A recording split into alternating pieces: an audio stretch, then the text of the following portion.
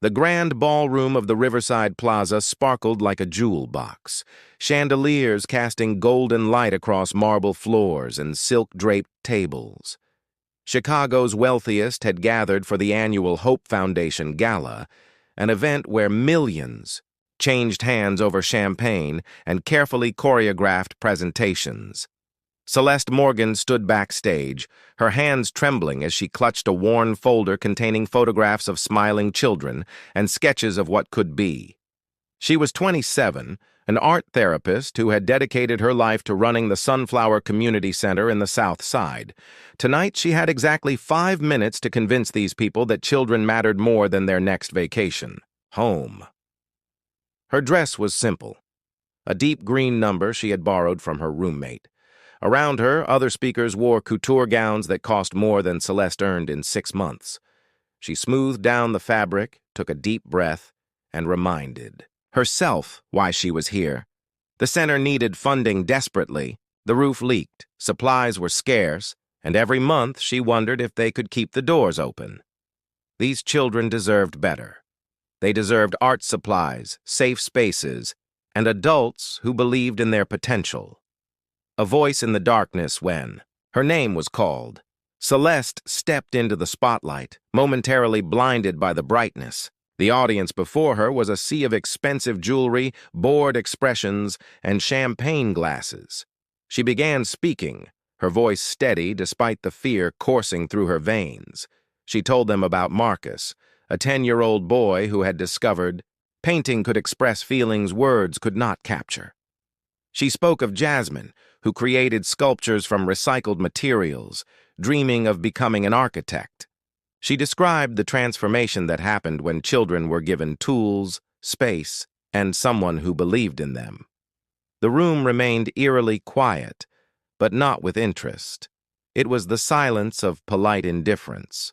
Then, from a table near the front, a woman in diamonds laughed, not bothering to lower her voice. She leaned toward her companion, speaking just loud enough for others to hear. How charming. She thinks a few finger paintings will change the world. Perhaps she should focus on getting herself a proper wardrobe first. The comment rippled through nearby tables, generating snickers and knowing glances. Heat flooded Celeste's face, but she lifted her chin higher. She had faced worse than shallow cruelty. She continued speaking, her voice growing stronger, more determined. "I stand here tonight not asking for your pity," she declared, her words cutting through the murmurs. "I stand here representing children whose potential is suffocating under poverty and neglect. Their worth is not determined by designer labels or stock portfolios. Their worth is infinite, and they deserve champions." The unexpected defender man's voice rang out from the back of the ballroom, deep and commanding. "That is precisely why she deserves our attention." The room fell silent. All heads turned as a tall figure rose from his seat.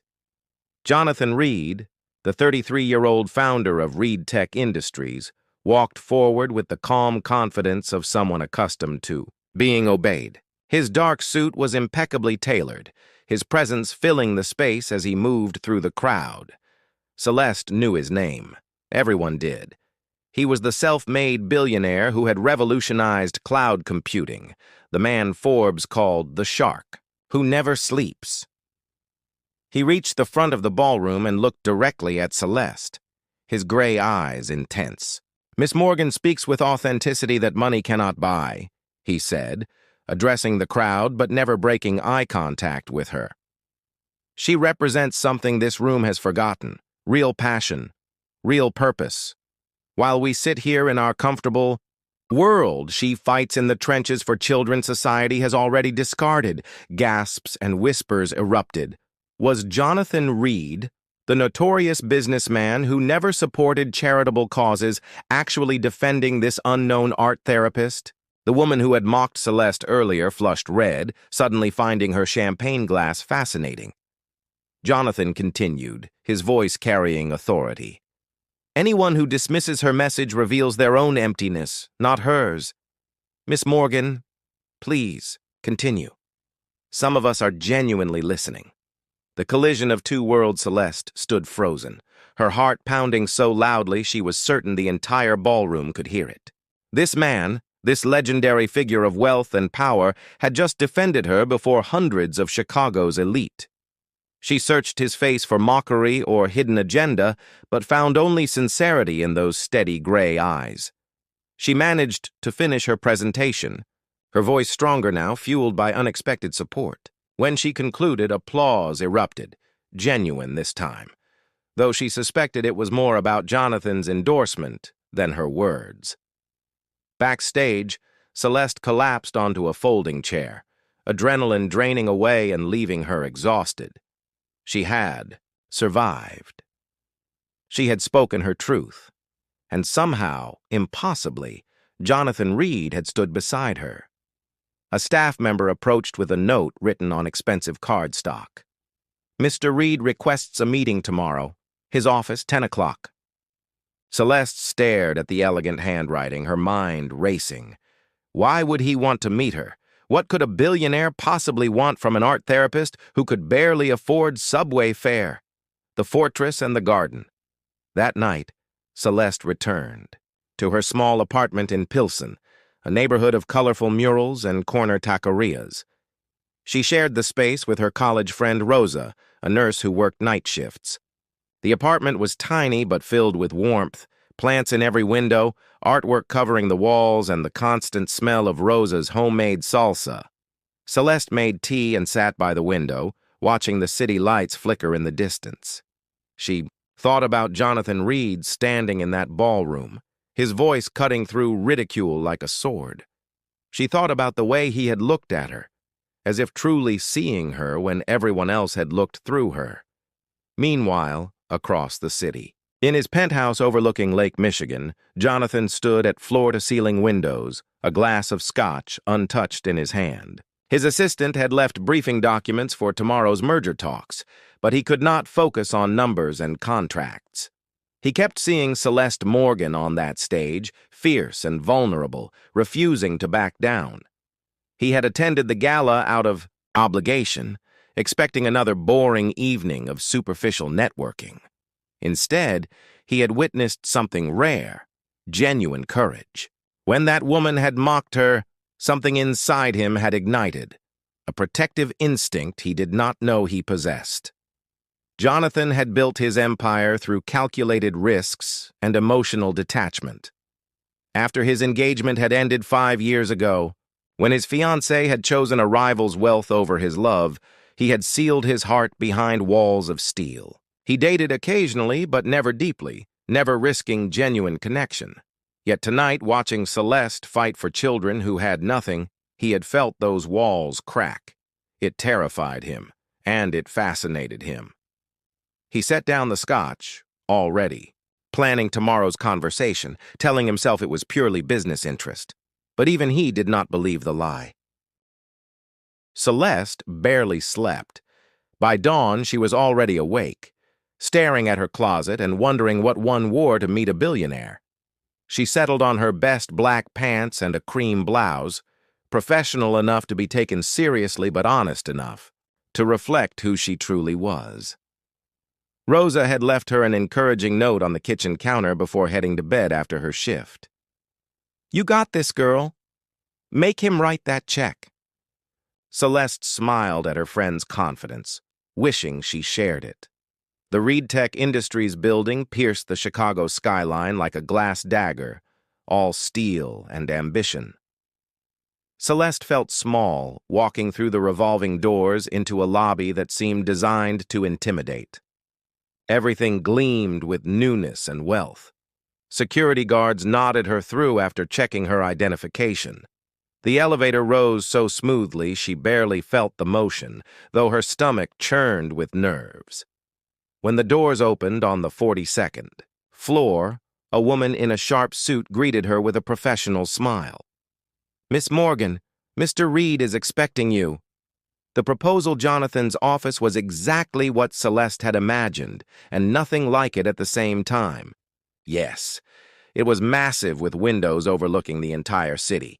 Yes, it screamed power and success. But scattered among the minimalist furniture were surprising details. A vintage record player in the corner, bookshelves filled with worn novels, alongside business journals. A photograph of a small house, modest and warm, displayed prominently on his desk. Jonathan stood as she entered, gesturing to a seating area with comfortable chairs rather than the imposing desk. "Miss Morgan, thank you for coming. Please sit." Celeste perched on the edge of a leather chair, her portfolio balanced on her knees. Jonathan sat across from her, his demeanor more relaxed than she had expected. "I want to fund your community center," he said without preamble. Celeste's heart leaped. "Fully. New roof, art supplies, technology, staff salaries, whatever you need." She opened her mouth to thank him, but he held up a hand. "However, there are conditions." The word hung between them like a sword. Of course there were conditions. Nothing in this world came without strings attached. Celeste forced herself to meet his eyes. "What conditions?" Jonathan leaned forward, his expression serious but not unkind.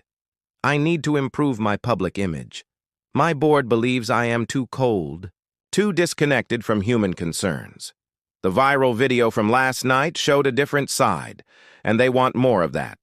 So here is my proposal. You allow me to be publicly involved with the Sunflower Community Center. I attend events, participate in programs, and let the media see me as someone who cares about communities. In return, you get full funding with no financial strings attached." The bitter taste of the past Celeste felt something cold settle in her chest. Of course. He did not actually care about the children. This was about his reputation, his brand, his corporate image. She had been a fool to think otherwise. "So I would be your charity project," she said, her voice flat. "Your photo opportunity to prove you have a heart." Jonathan frowned. "That is not what I said." She stood abruptly, anger rising like a tide. "It is exactly what you said. You want to use my center, use those children, to polish your public image. You are no different from everyone else in that ballroom last night." "Celeste, wait." Jonathan stood as well, and she noticed he had used her first name. "You do not understand." She laughed, but there was no humor in it. "Oh, I understand perfectly. I have met men like you before." The words tumbled out before she could stop them, years of buried pain breaking free. 3 years ago, I was engaged to someone from your world. Trevor Hamilton, heir to the Hamilton real estate fortune. I thought he loved me. I thought wealth did not matter when hearts connected. Jonathan remained silent, listening intently as Celeste continued, her voice shaking. "We met when I was volunteering at a gallery opening. He seemed different, kind, interested in my work with children. He proposed after 6 months, and I believed in fairy tales. But the moment his family discovered I was just a graduate student with loans and no pedigree, everything changed. His mother offered me money to disappear. His father called me a gold digger. Trevor stood there and said nothing while they destroyed me. Then he left, choosing his inheritance over me. The fortress crack's tears threatened, but Celeste refused to let them fall. So when you stand there offering money with conditions, when you talk about using my center for your image, all I hear is Trevor's silence. All I see is another wealthy man who views people as transactions. I may need funding, Mr. Reed, but I will not sell my soul or those children's dignity for it." She turned to leave, but Jonathan's voice stopped her, softer now, almost vulnerable. "I was engaged once, too." Celeste paused, her hand on the door handle. Jonathan continued, speaking, to her back. "Her name was Victoria. We met at Stanford, both ambitious, both determined to build something meaningful. I proposed the night my first company went public. She said yes. But when my competitor offered her a better life, more established wealth, she chose him. She told me I was too focused on work, too driven, that I would never put her first." He walked closer, but did not touch her. She was right. I had become so obsessed with proving my worth through success that I forgot how to simply be human. Since then, I have kept everyone at arm's length, until I saw you on that stage last night. The honest offer Celeste slowly turned to face him. His expression held no manipulation, no calculation, just honest pain that mirrored her own. I know how my proposal sounded, Jonathan said quietly, but I am terrible at this, at connecting, at expressing what I actually mean. The truth is, watching you fight for those children reminded me why I started my company in the first place. Not for wealth or power, but because I wanted to create something that mattered. Somewhere along the way, I lost that purpose. You made me want to find it again. He moved to his desk and pulled out a folder. Here is what I am truly offering. Full funding for the Sunflower Community Center with a 10-year commitment. You maintain complete control over programs and decisions. I would like to volunteer there, genuinely volunteer, because I want to remember what it feels like to contribute something real. If that helps my image, fine. But that is not why I am asking. I am asking because you inspired something in me I thought was dead. Celeste took the folder with trembling hands, scanning the documents inside. Everything he promised was there, legally binding, with clauses protecting her autonomy.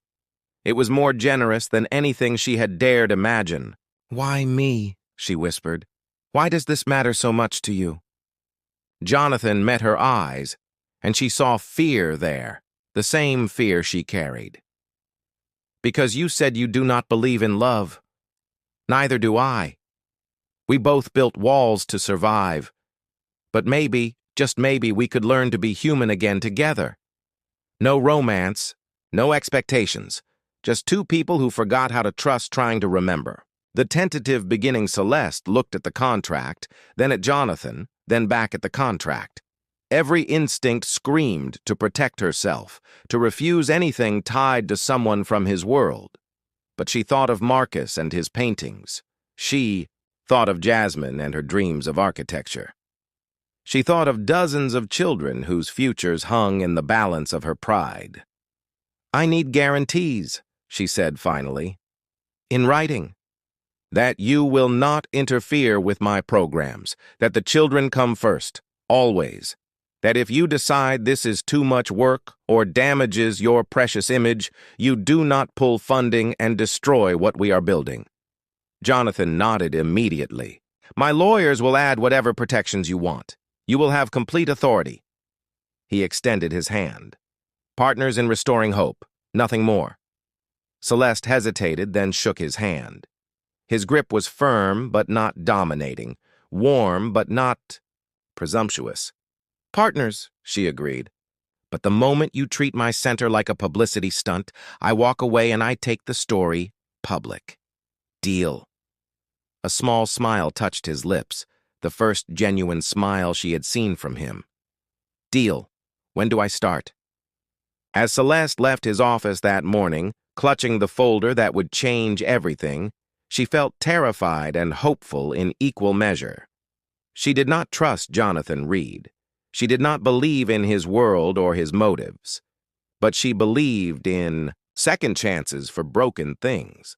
She had to. It was the foundation of everything she taught those children. Perhaps, she thought, riding the elevator down, people deserved second chances too. Even billionaires with walls as high as her own. Even herself. 3 weeks had passed since Celeste and Jonathan signed their partnership agreement. The Sunflower Community Center had transformed almost overnight. Contractors repaired the leaking roof, while painters covered weathered walls in cheerful colors, chosen by the children themselves. New art supplies arrived in boxes that made Celeste want to cry with gratitude. Computers lined a renovated technology room. The changes were miraculous. Yet what surprised Celeste most was Jonathan himself. He showed up every Tuesday and Thursday afternoon, not in expensive suits but in jeans and simple shirts. He sat with children as they painted, asking questions about their artwork with genuine interest. He helped Marcus build a canvas stretcher from wood, patiently teaching the boy how to measure and cut. He listened to Jasmine explain her architectural dreams for an hour, then quietly arranged for her to tour a famous Chicago firm. This was not the cold billionaire from magazines. This was someone discovering joy in small moments, someone remembering how to be present. The walls begin to crumble. Celeste watched him from across the room one Thursday afternoon, her heart doing something dangerous. Jonathan knelt beside a shy girl named Lily, helping her mix paint colors. His laugh rang out when Lily accidentally splattered blue across his shirt, and he wore the stain like a badge of honor for the rest of the day. This was not an act. She had seen enough fake charity in her life to recognize the real thing. Jonathan was changing, softening, becoming someone she had not expected, someone she was starting to care about far more than was safe.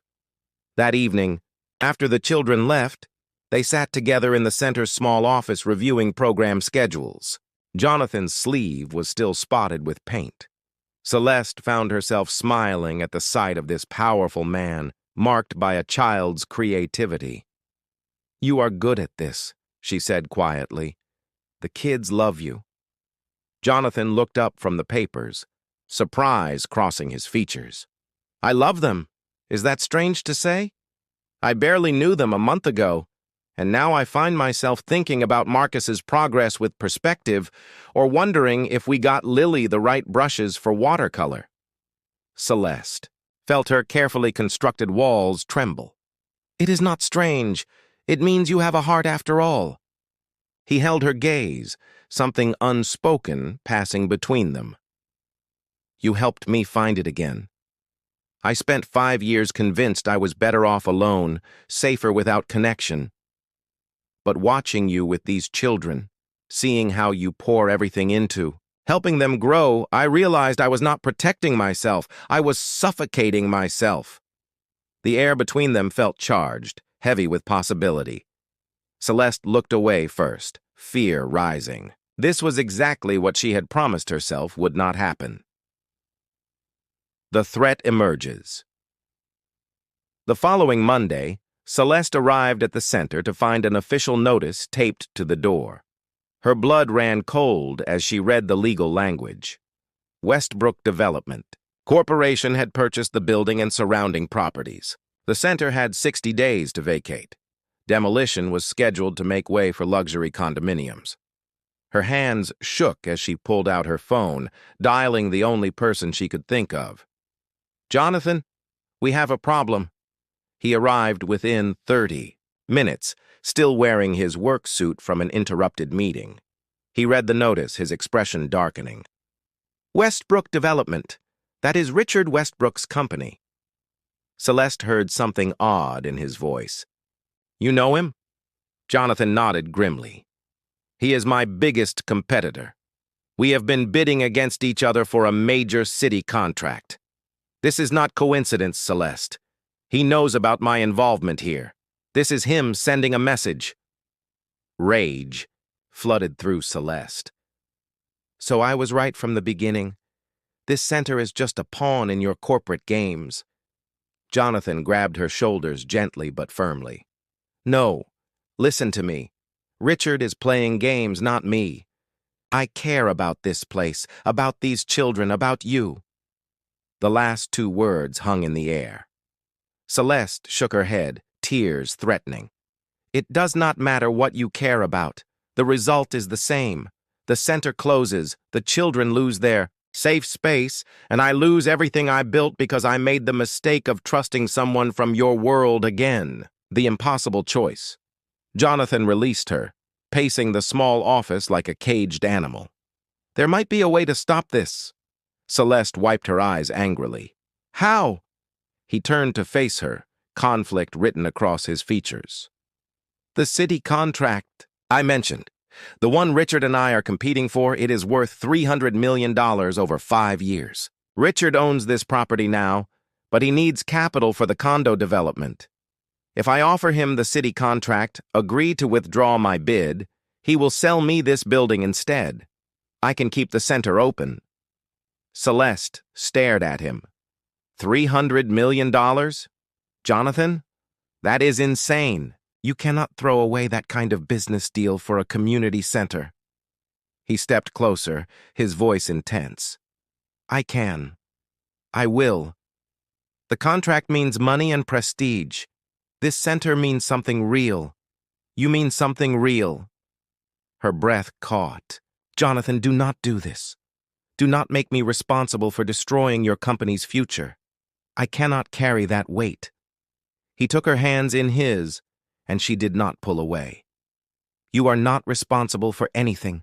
This is my choice. For 5 years, I measured everything by profit and loss. I forgot that some things have value beyond balance sheets. These children, their futures, their dreams, they matter more than another corporate victory. You matter more. Celeste felt, her walls crumbling, the fortress she had built around her heart after Trevor collapsing stone by stone. I am scared, she whispered. I told myself I would never let someone from your world close again, that I would never risk my heart with someone who had the power to destroy everything I care about. The leap of faith. Jonathan lifted her chin gently, his gray eyes soft. I am scared too. Terrified, actually. But I learned something watching you these past weeks. Real courage is not the absence of fear. It is choosing to be vulnerable despite the fear. You do it every day with these children. You believe in their potential even when the world tells you they are not worth the effort. Maybe we could try believing in each other that way? Tears spilled down Celeste's cheeks. What if you change your mind? What if this feeling fades and you resent me for the contract you sacrificed? He wiped her tears with his thumbs, cradling her face. Then we deal with it together. But I do not think it will fade. Do you know when I knew this was real? It was not at the gala. It was 2 weeks ago when I watched you stay late to help Marcus through a panic attack about his father being deported. You held that boy while he cried, and you promised him he was not alone.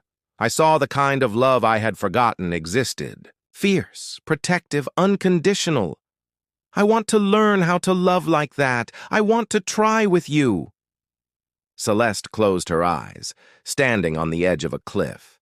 She could step back, protect herself, maintain her walls, or she could leap, trusting that maybe this time would be different.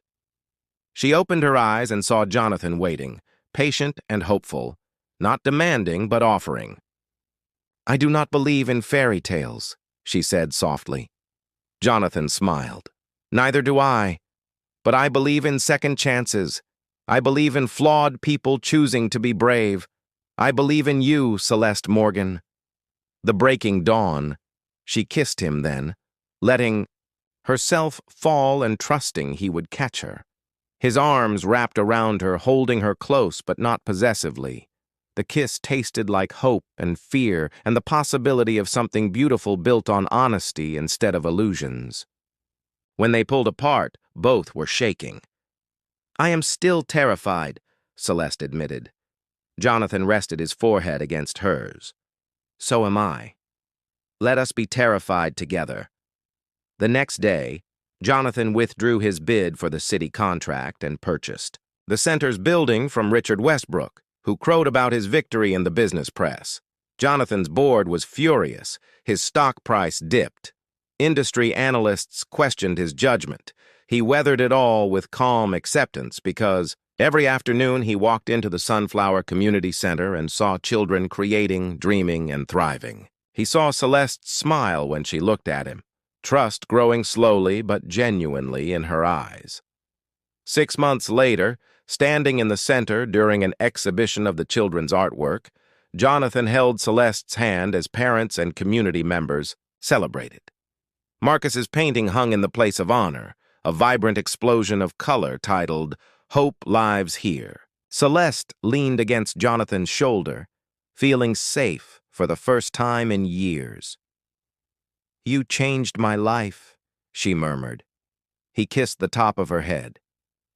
You saved mine. I was so busy building an empire that I forgot to build a life worth living. She tilted her face up to his. I still do not believe in perfect love stories. He smiled, that genuine smile she had come to treasure. Good, because ours is messy and complicated and real. That is what makes it worth everything I gave up. That is what makes it more valuable than any contract. She kissed him again, surrounded by children's artwork and community warmth. Two people who had built walls, learning to build bridges instead. The fortress had fallen, and in its place grew a garden where love, real and imperfect and brave, could finally bloom. The end.